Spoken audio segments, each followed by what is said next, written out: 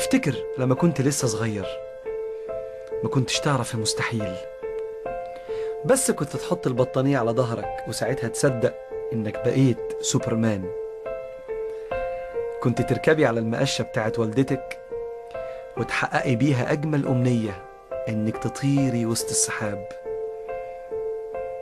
تطلع على الشجرة وانت مش فارقة معاك انك تقع، وكنت بتقدر لانك كنت عايز. اي فكرة كانت تيجي في بالك كنت تحققها على طول.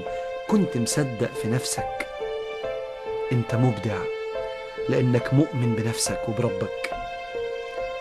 بس لما كبرت الامور اختلفت شوية. فاكرة يوم ما سقطتي في الامتحان؟ افتكرت انك عمرك ما هتنجحي تاني وان دي نهاية العالم.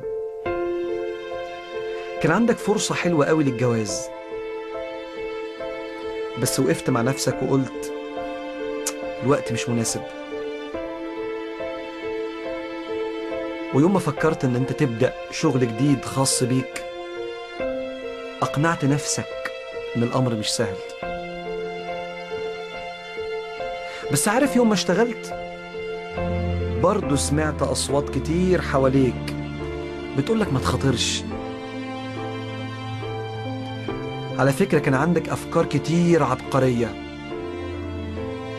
ممكن تخلق بيها فرص عمل زيادة في البلد، وتحسن مستوى معيشة ناس كتير، وتعلي بيها شأن بلدك، وتساعد ان انت تكبرها، ونعيش كلنا في عالم افضل بسببك انت.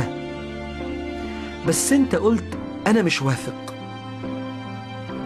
على فكرة انت لسه مبدع، لكن مبدع شاكك في نفسه. وعدت عليك السنين وشفت واحد عنده نفس افكارك، بس عارف ايه المختلف؟ الاختلاف انه اتحرك واشتغل. هو خلى افكاره تشوف النور وتحولت لحقيقة، ونجح وبقى رقم واحد. اجتهاده وعمله هو اللي خلاه رقم واحد. وانت سألت نفسك ازاي؟ انا اللي كان نفسي احقق الحلم ده من زمان.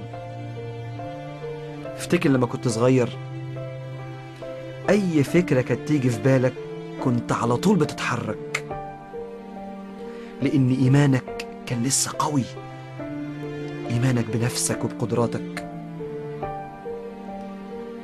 اقول لك على حاجة، عمرك لسه ما فاتش، بس انت محتاج تلاقي الفكرة وتحولها لحقيقة. انت لسه تقدر لو صدقت. الابداع بيبدأ من الايمان، ولكل مجتهد نصيب.